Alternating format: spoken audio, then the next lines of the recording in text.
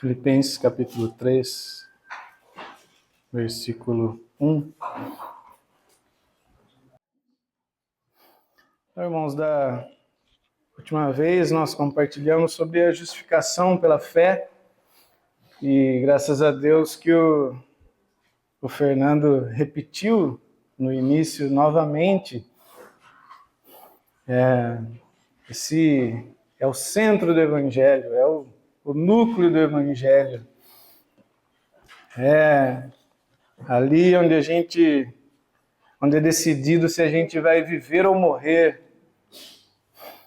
E Paulo ele estava repetindo para os irmãos mais uma vez, como ele sempre fazia, escrevendo novamente, exortando para que eles não se desviassem desse caminho, de que eles eram justos e perfeitos em Jesus Cristo e pela fé e não por obras. Então ele disse para que eles tomassem cuidado com esses cães, com esses maus obreiros, com esses que praticam o mal, que havia algumas pessoas ali no meio do povo e sempre, em praticamente todas as igrejas, Paulo tinha essa batalha em todos os lugares. Homens que supostamente se converteram a Jesus Cristo, mas ainda queriam e obrigavam os outros a praticarem as obras da lei. Eles diziam que sem a circuncisão, ou sem a lei de Moisés, ninguém estaria totalmente perfeito diante de Deus. Então Paulo novamente exorta isso, ele conta o seu currículo, ele conta que quando ele conheceu a justiça de Cristo, tudo aquilo que ele fazia virou nada, virou pó. E agora ele recebeu a justiça de Cristo, que é pela fé, que é dado por graça.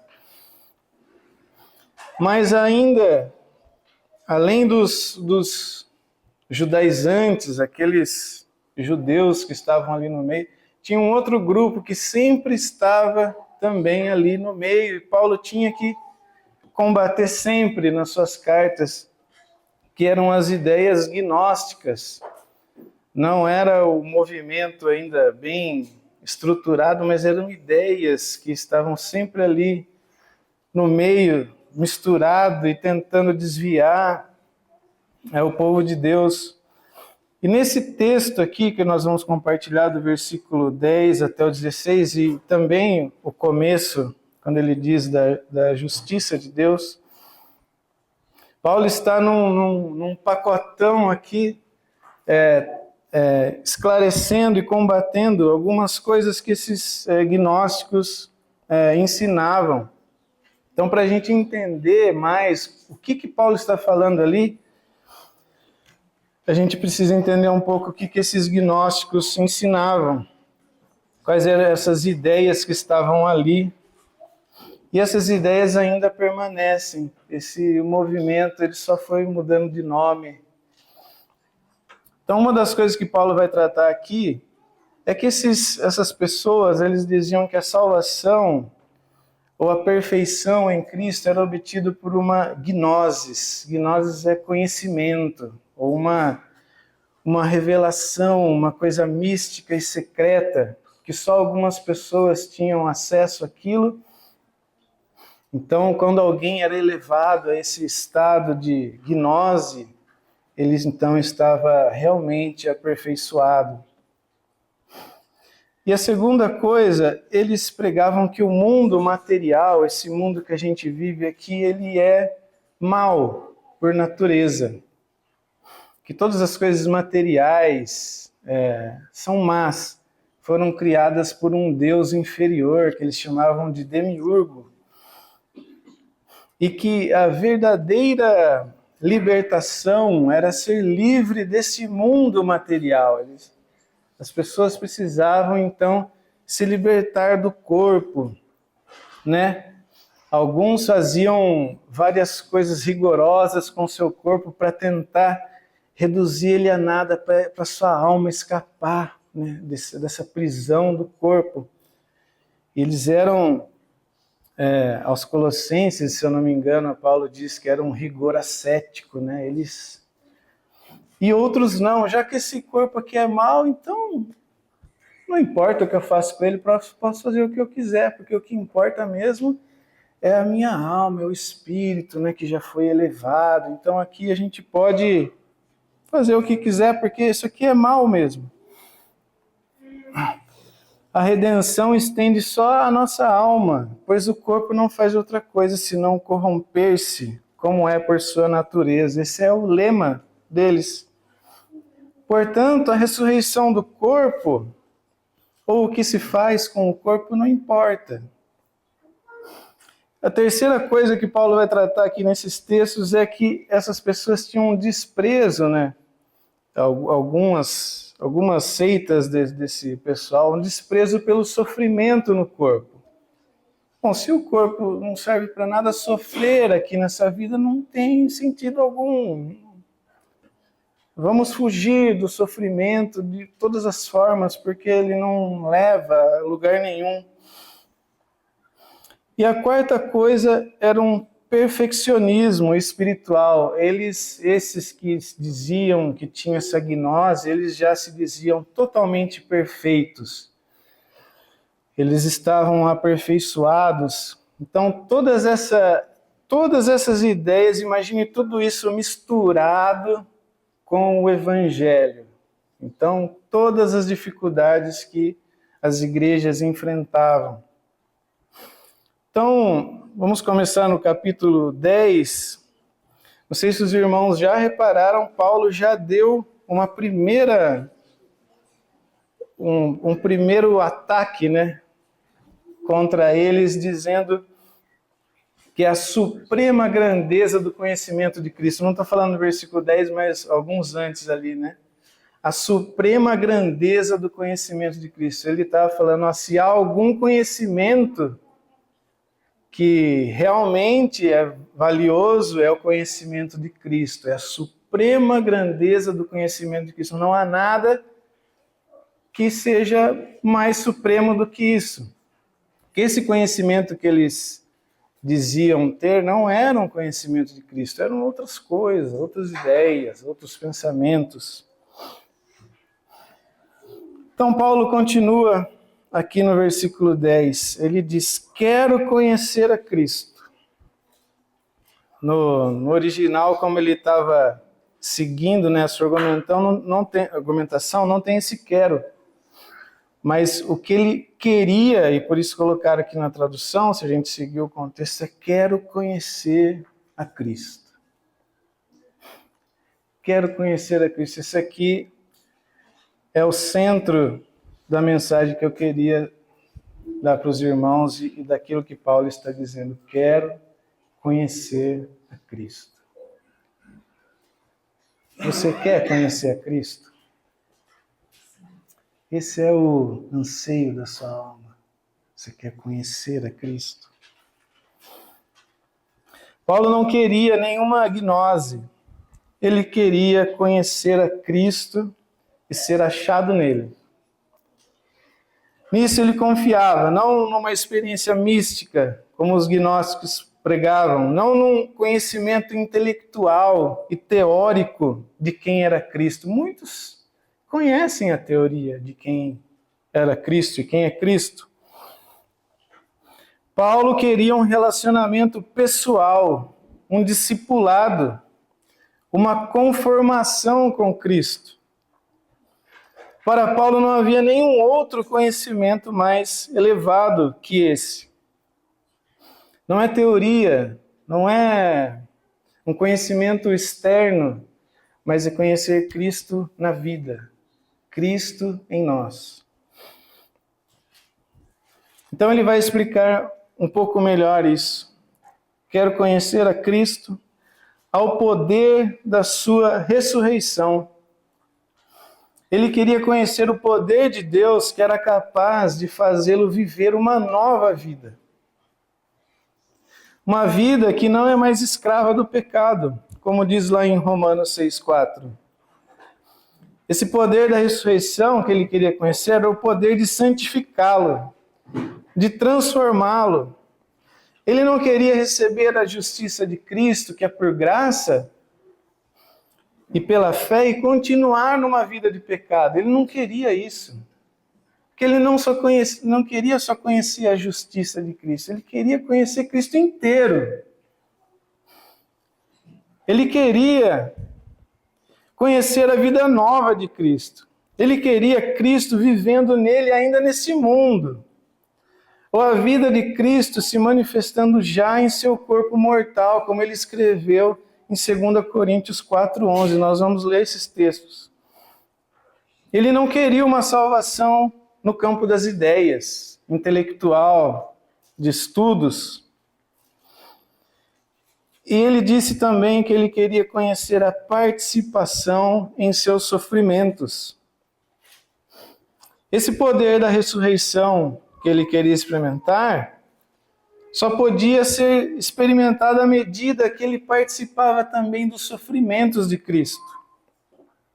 Pois o poder da ressurreição se manifesta onde a cruz está operando. Cristo ressurgiu depois da cruz, não foi? Essa participação nos sofrimentos não se refere à obra de redenção para os nossos pecados. A Bíblia é clara sobre isso, porque o castigo que nos traz a paz estava sobre ele. Não é desse tipo de sofrimento, de castigo, de pena que Paulo está falando. Mas, no entanto, assim como Cristo sofreu na sua luta contra o pecado, não o dele, mas o dos outros, sendo tentado, provado, perseguido, humilhado, rejeitado, acusado, exausto, faminto, entristecido, angustiado, crucificado, Paulo também desejava participar desses sofrimentos e conhecê-los profundamente. Ele queria continuar tomando a sua cruz e seguindo o seu mestre, conhecendo Jesus nesse discipulado custoso. Porque o Senhor Jesus disse que a porta é estreita e o caminho também é difícil para segui-lo. Paulo disse isso em 2 Coríntios 4:10, ele diz assim: trazendo sempre por toda parte a mortificação do Senhor Jesus no corpo, para que a vida de Jesus se manifeste também no nosso corpo. É interessante aqui que ele diz, é trazendo de vez em quando? Não, é sempre. É só em alguns lugares? Não, por toda parte. A mortificação do Senhor Jesus no corpo, para que a vida de Jesus se manifeste também no nosso corpo. Ele continua explicando mais, tornando-me como ele em sua morte. Essa comunhão nos sofrimentos de Cristo, ou a mortificação de Jesus no corpo, é experimentada desde os sofrimentos internos, as emoções na mente, no corpo, no cansaço, na exaustão, até o ponto de sofrer no corpo e, por fim, entregar a própria vida por amor a Cristo e ao seu povo. Ele diz, tornando-me como ele na sua morte. A morte física, derramando a sua vida como uma oferta de bebida, como dedicação total a Deus, como ele já tinha dito. E como ele fez, não foi? Como ele fez. Para quê? Para que isso? Para de alguma forma alcançar a ressurreição dentre os mortos. Para enfim chegar aqui, se alcançar e encontrar face a face na ressurreição dentre os mortos. Para alcançar a salvação do corpo, a ressurreição física, que ocorrerá no dia da vinda do Senhor. A libertação final da presença do pecado. E Paulo coloca aqui esse elemento de dúvida para, de alguma forma, para indicar que ele não sabia que tipo de morte, como que ele ia alcançar essa ressurreição dos mortos. se seria, né, como ele disse, nós que estamos vivos, num piscar de olhos, seremos transformados, ou se ele seria morto ali na prisão, ou se arrancariam a cabeça dele, ou se ele ia morrer de velhice. Mas de alguma forma eu vou alcançar, eu vou chegar lá na ressurreição dos mortos, no dia da vinda do Senhor. Paulo ele está aqui relembrando as realidades que são confessadas no batismo, quando manifestamos a nossa união com a morte e ressurreição de Cristo em todos os sentidos que ela nos alcança. A morte e ressurreição de Cristo e a nossa união no batismo, ela inclui a nossa justificação, como está em Romanos 6:7, porque nós morremos com Cristo e fomos justificados do pecado. Mas não para aí, a morte e a ressurreição de Cristo, que nós nos unimos ali no batismo, também fala da nossa santificação, que é exatamente o que Paulo está dizendo aqui por meio da participação nos sofrimentos e no poder da ressurreição. É cruz e ressurreição, é morte e ressurreição, tanto na justificação como na santificação. É morte e ressurreição operando na nossa vida. E, finalmente, na glorificação, na nossa morte física aqui e na ressurreição dentre os mortos no último dia. Nós estamos unidos a Cristo em sua morte e ressurreição e ela cobre todas essas fases, digamos assim, da nossa vida cristã. Então vamos ler alguns versículos para a gente entender um pouco melhor. Vamos abrir lá em Romanos 6, capítulo 6. Romanos 6, capítulo 6 é bom, né? Romanos, capítulo 6.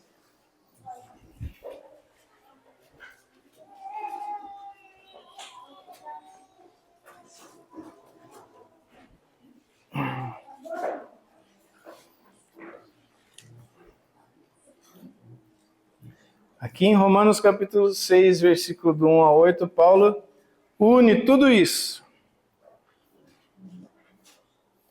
Ele diz assim no versículo 1, que diremos então? Continuaremos pecando para que a graça aumente, já que nós somos perdoados por Cristo? Já que está tudo pago, vamos continuar pecando então? Vamos pecar ainda mais para que a graça seja ainda maior, né? Paulo está respondendo isso aqui. Que diremos então? Continuaremos pecando para que a graça aumente? De maneira nenhuma. Nós, os que morremos para o pecado, como podemos continuar vivendo nele? Ou vocês não sabem que todos nós que fomos batizados em Cristo Jesus, fomos batizados em sua morte? Portanto, fomos sepultados com ele na morte por meio do batismo, a fim de que, assim como Cristo foi ressuscitado dos mortos mediante a glória do Pai, também nós vivamos uma vida nova. É aquilo que Paulo queria experimentar, esta vida nova, o poder da ressurreição. Se dessa forma fomos unidos a ele, na semelhança da sua morte, certamente o seremos também na semelhança da sua ressurreição. Pois sabemos que o nosso velho homem foi crucificado com ele, para que o corpo do pecado seja destruído e não mais sejamos escravos do pecado. Pois quem morreu já foi justificado do pecado. Ora, se morremos com Cristo, cremos que também com ele viveremos. Glórias a Deus. E vamos abrir lá em 2 Coríntios, capítulo 4, versículo 8.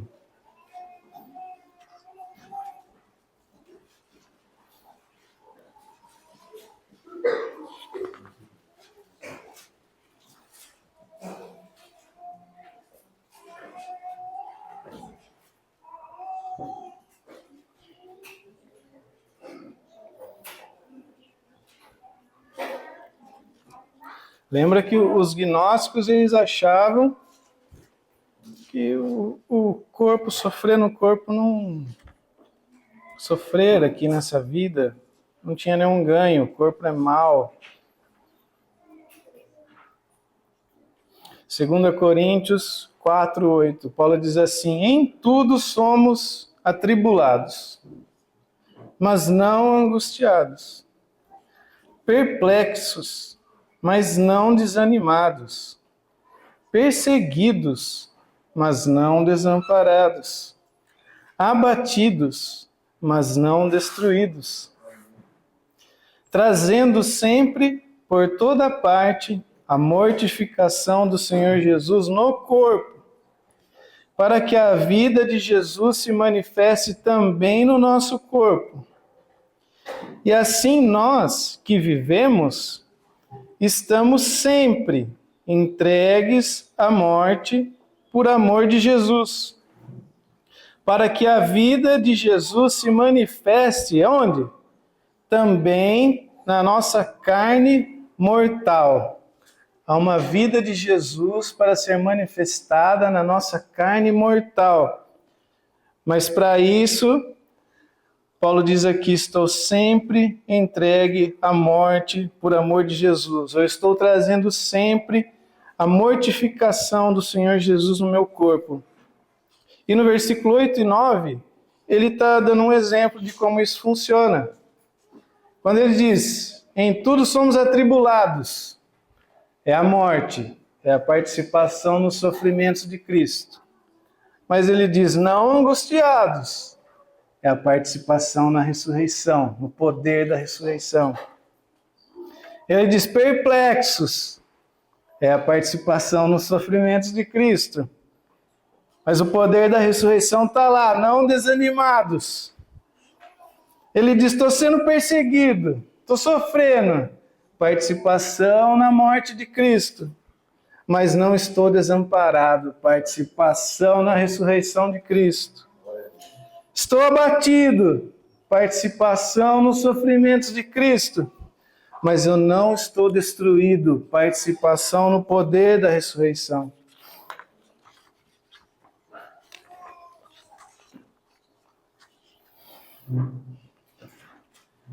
E o autor de Hebreus, ele trata dessa participação nos sofrimentos de Cristo e no poder da sua ressurreição.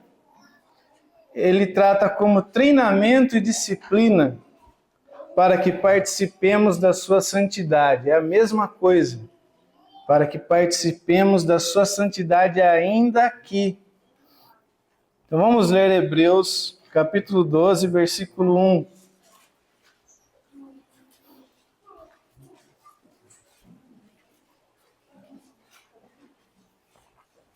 Morte e ressurreição são eventos continuados. É.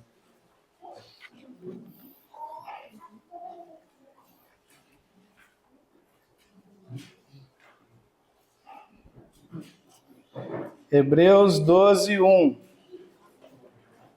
Portanto, também nós, uma vez que estamos rodeados por tão grande nuvem de testemunhas, ou aqueles que já correram a carreira, livremo-nos de tudo que nos atrapalha e do pecado que nos envolve, e corramos com perseverança a corrida que nos é proposta.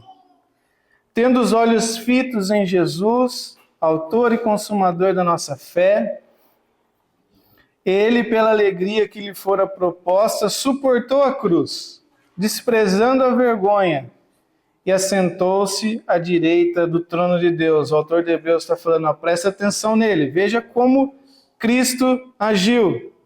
Então ele diz no versículo 3, pensem bem naquele que suportou tal oposição dos pecadores contra si mesmo, para que vocês não se cansem e nem desanimem. Na luta contra o pecado, vocês ainda não resistiram ao ponto de derramar o próprio sangue. A comunhão com os sofrimentos de Cristo que os hebreus aqui estavam participando, estava difícil, mas o autor diz ainda, vocês não tiveram comunhão na cruz de Cristo ao ponto de derramar o próprio sangue. Pode ser que vocês participem também dessa comunhão com Cristo na luta contra o pecado. Veja que para participar da sua santidade é a luta contra o pecado, contra os nossos e contra o pecado que está no mundo. E a cruz então vai operando na nossa vida. Ele diz assim no 5, vocês se esqueceram da palavra de ânimo que ele lhes dirige como a filhos? Meu filho, não despreze a disciplina do Senhor, nem se magoe com a sua repreensão. Então, o autor de Hebreus está falando de disciplina e repreensão, é essa participação nos sofrimentos de Cristo.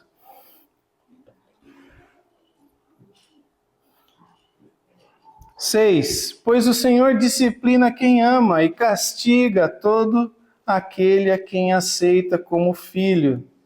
Essa disciplina aqui é aquela disciplina que é uma educação para o crescimento, quando um pai coloca dificuldades de propósito para que o filho cresça, para que ele avance, para que ele não seja um molão, para que ele conheça realmente o seu pai. E aqui o castiga são açoites mesmo. Quando o filho é rebelde, ele precisa ser açoitado. E é o que o pai faz aqui. Pois Deus os trata como filhos, pois qual filho que não é disciplinado por seu pai? Vamos no versículo 10 agora. Nossos pais nos disciplinavam por curto período, segundo lhes parecia melhor, mas Deus nos disciplina para o nosso bem, para que participemos da sua santidade.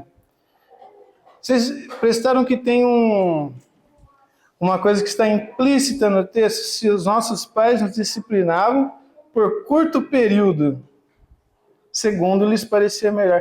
Mas Deus nos disciplina para o nosso bem, para que participemos da sua santidade. Podemos acrescentar que por um longo período, para a vida toda. Os nossos pais era por um curto período. Depois não açoitava mais, né?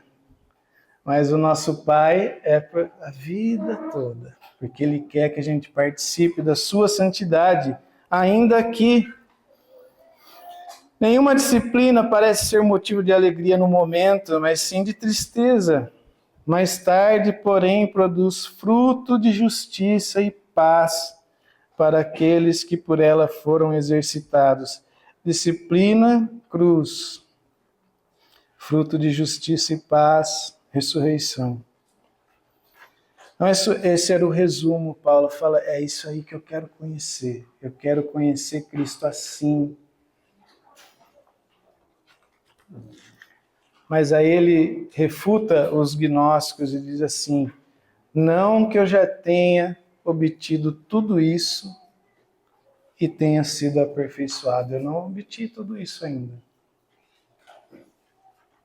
Eu não participei dos sofrimentos de Cristo e do poder da sua ressurreição ainda no máximo que Deus tem para mim e para todos os filhos de Deus. Ainda não participei disso, ainda não alcancei.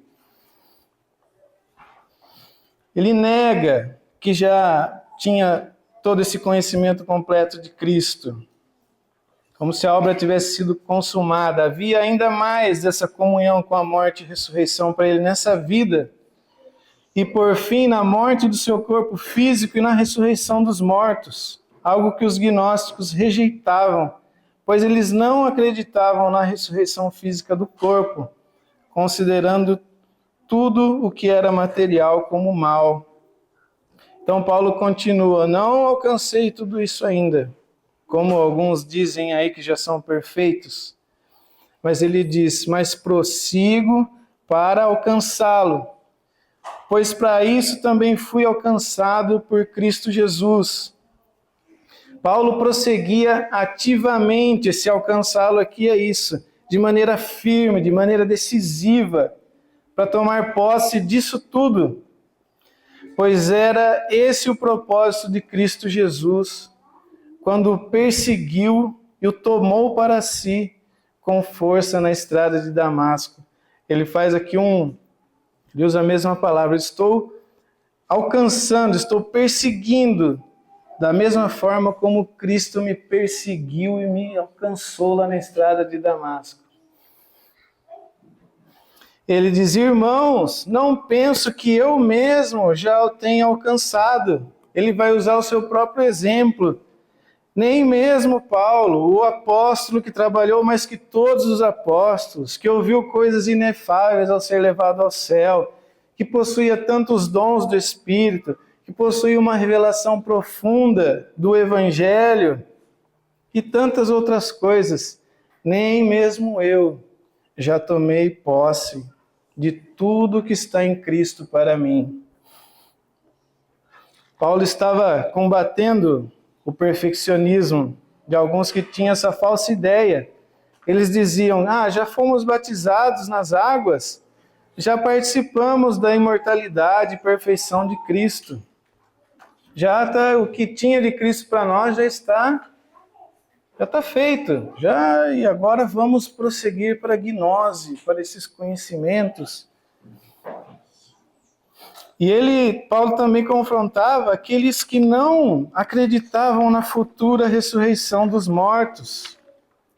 Que eles focavam a sua atenção apenas nessa vida. Ele diz um pouquinho mais para frente, Filipenses 3,19, aqueles que só pensavam nas coisas da terra.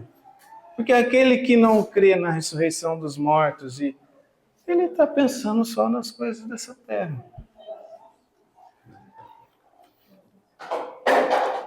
E esses, por pensarem que já havia chegado ao fim, ou alcançado tudo, estavam estagnados em relação ao conhecimento de Cristo. Eles estavam lá parados. Já alcançamos tudo que havia de Cristo para nós. O teólogo Ralph Martin, num introdução e comentário sobre Filipenses, ele escreve assim, o crente paulino, ou o crente que Paulo descreve aqui, ele está na estrada entre o ponto inicial, que ele foi conquistado por Cristo, e o seu alvo. Ele ainda não chegou no final da carreira, ele não recebeu o prêmio, ele não atingiu o propósito integral que Cristo guardou para ele. Nós ainda não atingimos o propósito integral que Cristo guardou para nós. Nós estamos nessa estrada, nós estamos caminhando, estamos correndo. E Paulo diz aqui, mais uma coisa eu faço. Ele não fazia duas. Ele falou que ele só fazia uma. Ou se a gente puder aqui, estou com todos os meus esforços nisso. É isso que eu estou com a minha mente, esse é o meu foco. Esquecendo-me das coisas que ficaram para trás e avançando para as que estão adiante de mim. Apesar de ele não ter alcançado tudo que Cristo preparou para ele, ele não estava parado e nem distraído. Ele seguia avançando em uma corrida na direção de Cristo, conhecendo-o ainda mais, dando passos com os olhos fixos lá no alvo, como um corredor nos jogos gregos, né? Ele está usando essa metáfora aqui de uma corrida agora. Um corredor que não fica parado olhando o quanto já correu, nem a sua distância para os demais. Você já ouviu aqueles que estão correndo, começam a olhar para trás, ele tropeça, ou aquele que está olhando para trás, nossa, já corri bastante nessa caminhada cristã, hein? Já andei muito, rapaz, Nossa, eu já conheci tanto de Cristo, acho que já está bom, hein? Acho que o negócio é descansar agora. Já conheci, não tem mais nada de Cristo. Paulo está falando, não, eu estou avançando para as coisas que estão adiante. Ou como aquele corredor que relaxa, pensando que já correu muito. Paulo fala, eu estou prosseguindo para o alvo. Esse alvo aqui, essa palavra que está usada, era o nome que era dado para a linha de chegada na corrida. Às vezes era uma faixa, um poste, alguma coisa. Então ele está usando aqui uma corrida, a metáfora de uma corrida. Tem uma linha de chegada lá, ele está olhando para lá, não está olhando para trás, para o lado. Até onde Deus tinha estipulado para que ele corresse. Ele estava correndo até o final, até o fim da sua vida. Até o dia da sua morte, ele tinha passos em Cristo para dar. Experimentar mais da morte e do poder da ressurreição de Cristo. É como se cada passo nessa corrida fosse assim, ó. É morte, ressurreição. Morte e ressurreição. Ele vai correndo, morte e ressurreição, morte e ressurreição. Ele está olhando para o final, para a linha de chegada. Mais morte, mais ressurreição. E lá na linha de chegada vai ter morte. E depois vai ter ressurreição.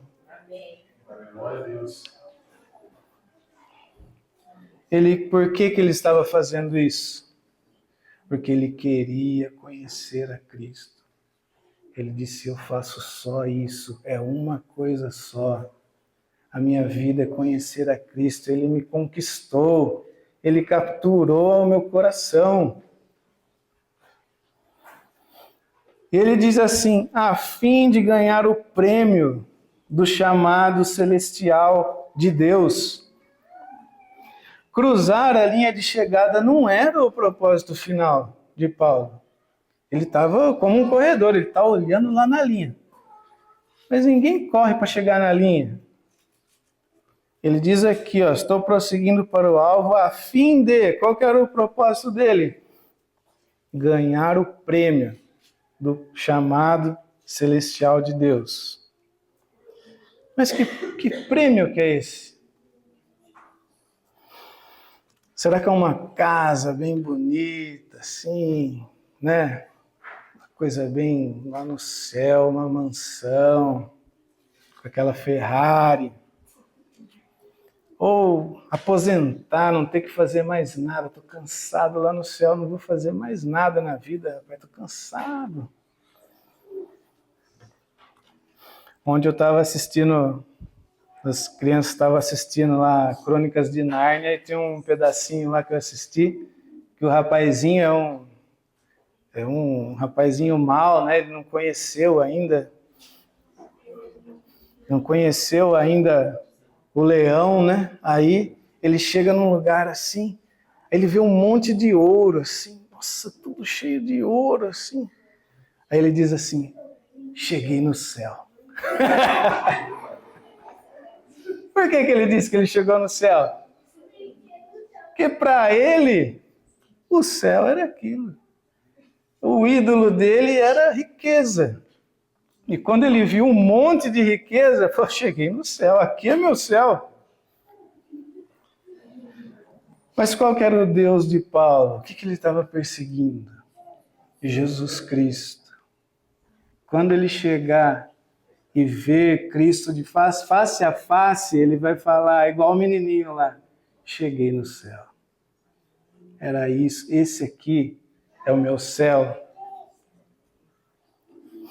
No caso de Paulo, seu prêmio era Cristo. No final das corridas gregas, o vencedor ele era chamado pelo juiz, o juiz ficava num lugar mais alto assim, ele era chamado para receber o seu prêmio. Era uma coroa feita de louros, geralmente, né? Então o vencedor subia lá naquele lugar para receber o seu prêmio, e o juiz dava para ele. No caso de Paulo, seu prêmio era Cristo. Conhecê-lo plenamente, possuir tudo que Deus tinha reservado em Cristo para ele, tudo de Cristo. Conhecer o poder de Cristo que transforma a alma e agora o seu corpo. Ser participante da sua santidade, mas também da sua glória e do seu reino. Esse era o céu de Paulo, participar da glória de Cristo. E ao final de sua vida, quando Paulo já sabia que ele estava assim, cruzando a linha, assim, ele estava cruzando a linha de chegada, ele escreveu para Timóteo. Vamos abrir lá em 2 Timóteo 4, 6. Ele tinha dado muitos passos, cruz e ressurreição, conhecendo ao Senhor Jesus, cruz e ressurreição. E aí ele diz assim, eu já estou sendo derramado como uma oferta de bebida, está próximo o tempo da minha partida. A linha de chegada está aqui, já estou vendo ela aqui. Sabe quando o cara faz a cabeça assim, Paulo já estava assim, já. Ele fez tanto assim, aí cortaram o pescoço dele, quando ele chegou na linha de chegada. Ele diz assim, está próximo o tempo da minha partida. O que ele fala aqui? Combati o bom combate. Ele usava essa metáfora das lutas com o Timóteo. Acho que o Timóteo gostava de algumas artes marciais, alguma coisa desse tipo. Combati o bom combate. E ele diz aqui, terminei a corrida, guardei a fé. E agora me está reservada a coroa da justiça, que o Senhor, o justo juiz, me dará naquele dia, e não somente a mim, mas a todos que amam a sua vinda, todos que estão correndo comigo aqui, todos nós que o nosso céu é Cristo, a coroa da justiça, o justo juiz. E ele ficava num lugar mais alto, ele dizia... Eu estava estudando que os juízes diziam assim, lá do alto, vinde a mim. E o Senhor vai dizer, vinde a mim. Terminou a sua corrida. Glória a Deus. E Paulo diz assim, em 1 Coríntios 13, 10. Quando, porém, vier o que é perfeito, o que é imperfeito desaparecerá. Agora, pois, vemos apenas um reflexo obscuro, como num espelho. Mas então veremos face a face. Agora eu conheço em parte. Os gnósticos diziam que conheciam tudo. Paulo falou, não, agora eu conheço em parte. Agora eu estou conhecendo, eu estou dando passo, mas ainda conheço em parte. Mas então conhecerei plenamente, da mesma forma que sou plenamente conhecido. Mas ele diz que esse prêmio do chamado é em Jesus Cristo. Esse chamado de subir ao pódio e receber o prêmio não é feito fora de Cristo. Como se alguém pudesse receber um prêmio pelos seus próprios esforços. Não, você foi muito bom, não. Ou a parte de Cristo. O início da corrida, a perseverança no trajeto, a glória do prêmio é em Cristo. É por causa dele e garantida por ele. O cristão, nós vencemos na vitória de Cristo. Em 1 Pedro, capítulo 4, versículo 12, Paulo vai falar um pouco mais, Pedro vai falar um pouco mais dessas participações, das aflições e da glória que está por vir. Ele diz, amado, não estranheis a ardente prova que vem sobre vós para vos tentar, como se coisa estranha vos acontecesse. Não é estranho. No 13, mas alegrai-vos no fato de serdes participantes das aflições de Cristo, para que também na revelação da sua glória vós regozijeis e alegreis. Romanos 8, 17.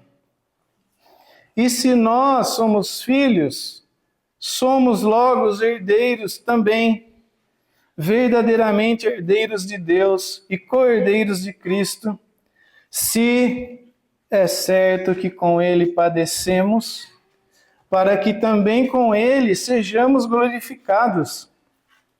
Porque para mim tenho certo que as aflições desse tempo presente não são para se comparar com a glória que em nós há de ser revelada.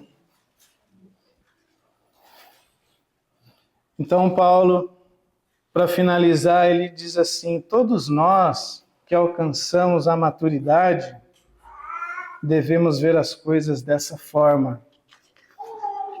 Então, Paulo, ele está aqui corrigindo aqueles que diziam que eram perfeitos. Essa palavra maturidade aqui também é perfeição. Ou nós que somos maduros ou que atingimos a maturidade. E aqueles que pensavam que guardavam toda a lei e por isso se diziam perfeitos. Quer cristãos judeus que se gloriavam na circuncisão, como se fossem crentes completos e os demais não, ou aqueles gnósticos se diziam completos por ter tido uma revelação especial. Os judeus falavam: nós somos crentes perfeitos, porque a gente foi batizado e somos circuncidados. Os outros com as ideias gnósticas falavam: não, nós somos crentes já perfeitos porque nós atingimos a gnose. Paulo diz assim, a maturidade, a perfeição em Cristo nessa vida é ver as coisas desse jeito que eu acabei de explicar, não desse jeito que vocês pensam. Ou seja, ainda não somos perfeitos. E a obra de Cristo já foi consumada, mas ainda não experimentamos ela plenamente. E que o único conhecimento que nos interessa, que nos salva, é conhecer a Cristo, sua justiça, ser achado nele, participando dos seus sofrimentos e aguardando o prêmio do final da corrida, que é conhecer Cristo integralmente, totalmente. Isso que é ser maduro em Cristo, é pensar desse jeito, não como vocês estão pensando. E ele diz: e se em algum aspecto vocês pensam de modo diferente, isso também Deus lhes esclarecerá. O fato de algumas pessoas pensarem de outro jeito, ou de outra forma, isso que Paulo estava explicando, era a prova que eles não eram perfeitos, que eles não eram maduros nem naquilo que podemos experimentar nessa vida. E que ainda faltava para eles conhecimento verdadeiro e esclarecimentos com relação ao propósito eterno de Deus em Cristo. Mas, no entanto, Paulo ele confia que Deus vai esclarecer os pensamentos deles. Vocês dizem que são perfeitos, mas não são. A prova disso é porque vocês acham que são perfeitos. E ele fala: Deus vai ensinar vocês. Confio que o Senhor vai amadurecer vocês. E ele fala: tão somente vivamos de acordo com o que já alcançamos.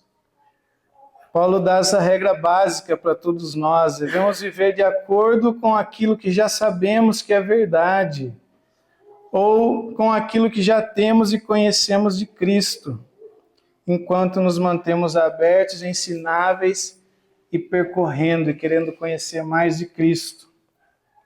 Ou a nossa vida precisa ser coerente com aquilo que nós já conhecemos de Cristo, ela precisa expressar Cristo.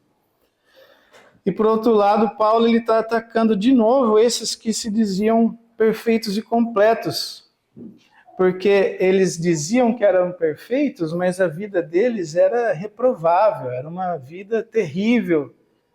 Que perfeição que é essa que vocês dizem que são perfeitos? Porque cada um deve viver de acordo com o que já alcançou de Cristo.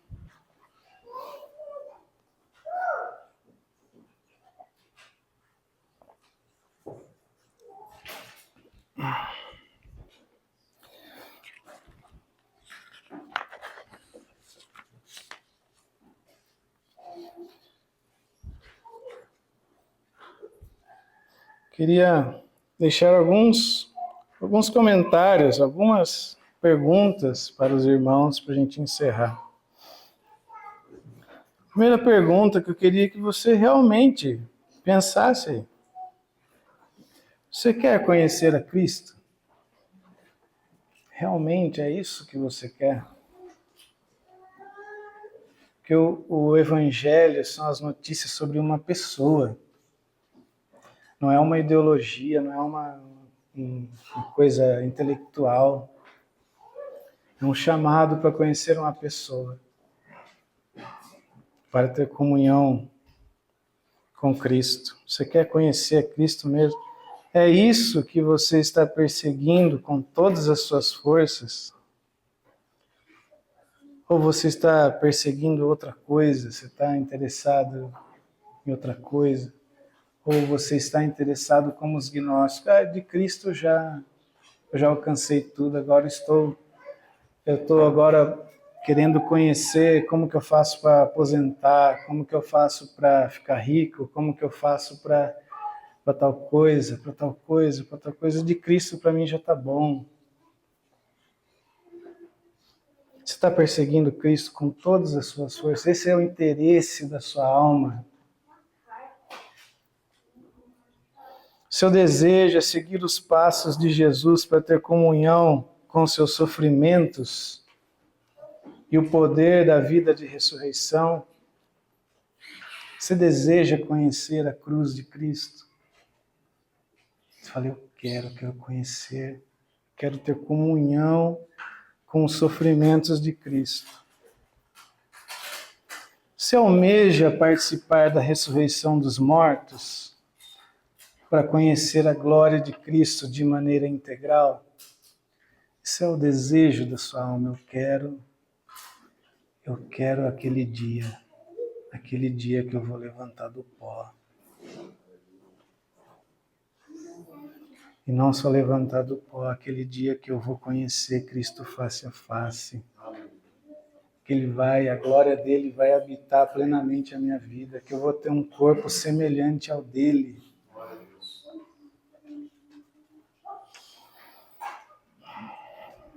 Você deseja herdar a vida eterna?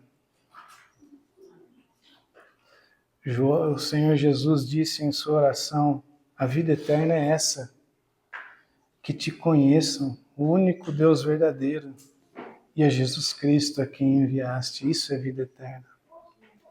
A vida eterna para experimentar aqui e a vida eterna para experimentar quando o Senhor vier, na ressurreição dos mortos, porque vida eterna é conhecer a Jesus Cristo. Muitas vezes, muitos homens querem conhecer a Cristo só aqui, só com ideias, como se fosse uma ideologia.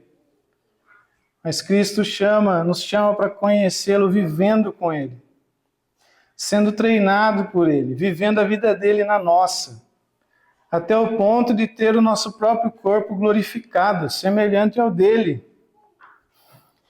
É como se fosse a diferença de uma pessoa que estudou. Imagine alguém que fez uma biografia de alguém famoso. Ele estudou, ele viu, nossa, ele morou tal, e depois ele foi para não sei aonde, tá? Ele gostava de comer isso, tal, e não sei o quê. O cara estudou e fez a biografia. Nossa, ele conhece. Mas conhece só aqui. Às vezes a gente conhece Cristo aqui. Nossa, ele morreu, tal, ele ressuscitou e tal, e tudo mais, e fez isso, foi aquilo, contou aquela parábola e tal. Nossa, como é bonito. Mas o conhecimento de Cristo que Paulo está falando aqui é aquele conhecimento de uma pessoa que é o filho dela. Como se fosse assim, o filho. Eu conheço tal pessoa. Não, mas o filho dela, ele nasceu dela para começar, nasceu dela. Ele tem o jeitão daquela pessoa, ele tem a natureza dela. Ele viveu com ela a vida inteira na casa, ele ouviu, ele aprendeu, ele foi corrigido, ele foi castigado, ele foi incentivado, o pai ensinou, é assim que eu faço, é assim que eu gosto, vem, vamos comigo lá no trabalho, vem, é assim. É essa a diferença, para esse conhecimento que Cristo nos chama. como se fosse de um pai para um filho, ou como de um discípulo, ou como antigamente tinha de um aprendiz. Não é um conhecimento de letra, de conhecer tudo e não sei o quê, e não tem nada.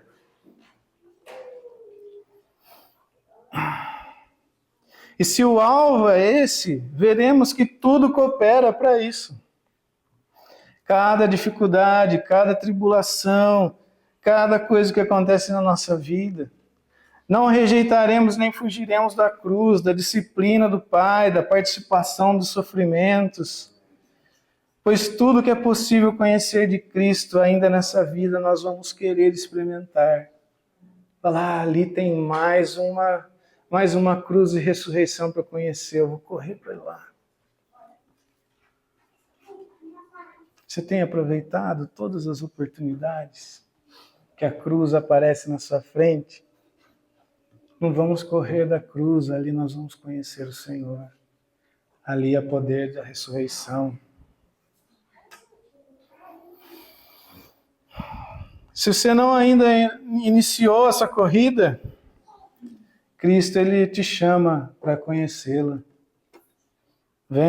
Vinde a mim. Vem, tome sobre mim, tome sobre você o meu jugo. Ande comigo aqui. Parceiro, vem, siga meus passos. Tome a sua cruz e me siga. Se você está nessa corrida, mas está parado, eu já corri muito, já tá bom. Não olhe para trás, olhe para frente, pois há ainda mais de Cristo para conhecer e viver nessa vida. E o dia que a morte aparecer diante de nós, nós vamos conhecer mais ainda. Não fuja da cruz, não se escandalize com ela. E se você está correndo, continue olhando para a linha de chegada, almejando o prêmio, Cristo plenamente, integralmente em nós, para sempre. Para finalizar, eu queria ler 2 textos, João 6, 37. Jesus diz assim, todo que o Pai me der, virá a mim. Quem vier a mim, eu jamais rejeitarei. Você quer conhecer a Cristo? Se você for a Ele, Ele jamais te rejeitará. Pois desci do céu, não para fazer a minha vontade, mas para fazer a vontade daquele que me enviou. E esta é a vontade daquele que me enviou, que eu não perca nenhum dos que Ele me deu, mas os ressuscite no último dia. Porque a vontade do meu Pai é que todo o que olhar para o Filho e nele crer tenha a vida eterna, e eu o ressuscitarei no último dia. E Oséias 6,3 diz assim, conheçamos o Senhor, esforcemo-nos por conhecê-lo. Tão certo como nasce o sol, ele aparecerá. Virá para nós como as chuvas de inverno, como as chuvas de primavera que regam a terra. Glória a Deus. Amém.